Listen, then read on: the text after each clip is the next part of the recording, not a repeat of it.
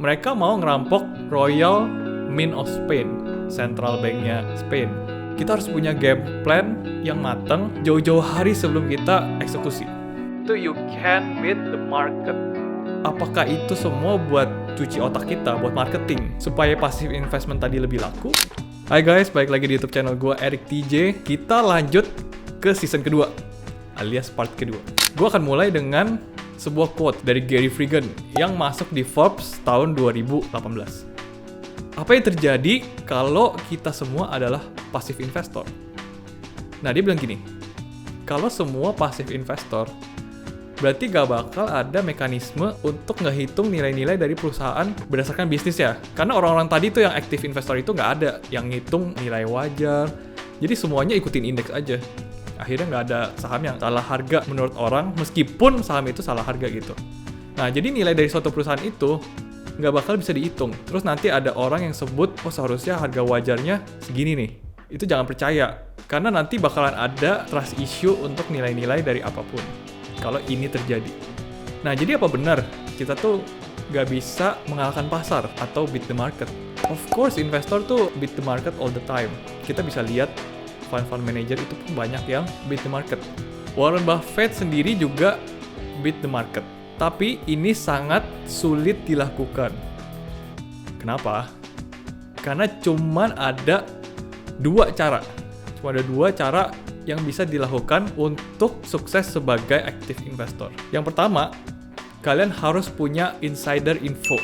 Jadi misalnya kalau kalian punya saudara, punya teman-teman yang bekerja sebagai manajemen di dalam company itu. Nah, tapi ini sesuai peraturan ini nggak boleh, ilegal, dan nggak etis. Bahkan di beberapa negara pun bisa masuk penjara.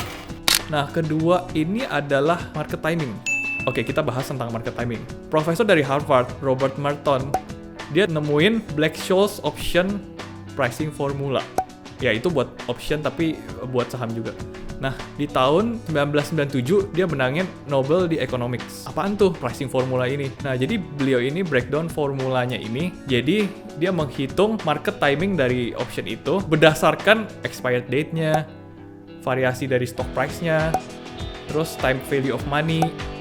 Juga di option itu ada yang namanya strike price.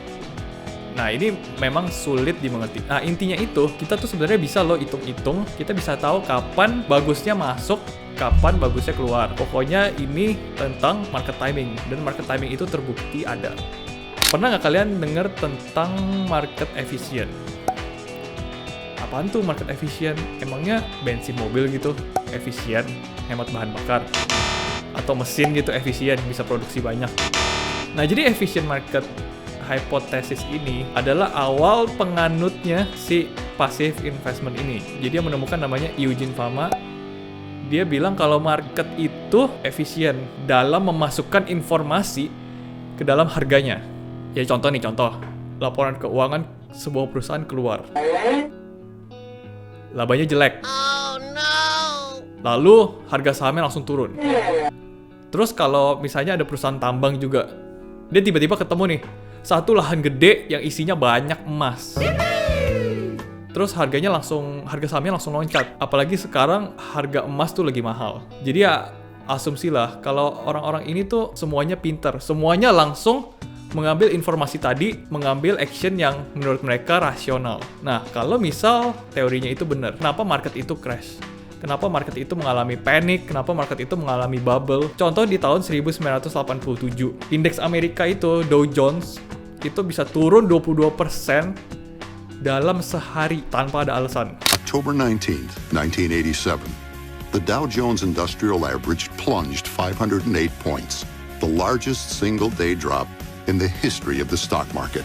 Lalu di tahun 1994, itu ada yang namanya liquidity crisis di Meksiko. There was such panic on the Mexican stock market that some brokers advised their clients to sell regardless of the loss. 1998 kita semua merasakan itu ada emerging market crisis di mana nge-hit negara-negara berkembang.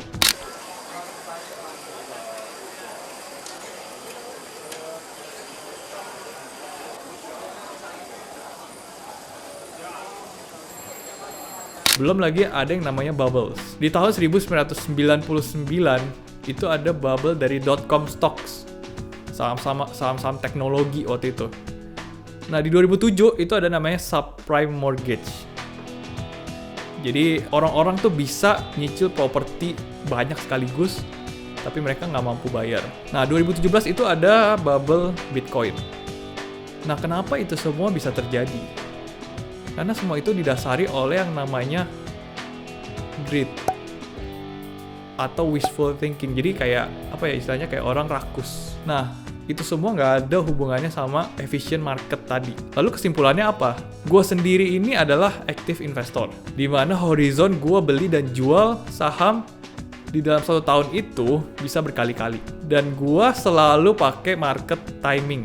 Jadi setiap tahun gue pikirin nih, gimana caranya gue bisa mengalahkan indeks-indeks tadi, IHSG atau indeks misalnya contoh LQ45 tadi. Nah, hasilnya gimana? Hasilnya ini bisa dibilang gue nyaman dengan hasilnya, dan gue bisa tahu banyak tentang bisnis-bisnis yang gue beli sahamnya, karena active investor itu spend waktunya yang sangat-sangat banyak buat baca laporan keuangan, bisnis, dan melihat chartnya juga. Tapi kalau gak ada waktu buat liatin, gimana? Kayak misalnya kalau kalian tanya, kalau gue gak ada waktu gimana nih buat liatin itu semua, buat baca laporan keuangan? Nah, ini baru kalian pakai yang namanya passive investment. Jadi saran gue adalah passive investment itu sebagai plan B aja. Di sini gue akan kasih lihat list dari ETF di bursa efek yang bisa kalian beli. Jadi kalian bisa beli di sekuritas apapun. Misalnya kalau kalian buka rekening di Mirai, di iPod, di Philips Sekuritas, di Mandiri, di apapun, kalian bisa beli ini. Di list-list ini tuh kalian bisa lihat, ini tuh yang kebanyakan yang depannya X. Jadi kalau depannya tikernya ini kebanyakan depannya X itu adalah ETF yang bisa kalian beli langsung di sekuritas. Nah, jadi yang bisa gue saranin adalah jadilah active investor. Karena udah terbuktikan, the most successful investor itu ternyata pakai strategi ini juga. Jadi so take your time buat analisa satu persatu dari 700 lebih company yang ada di bursa.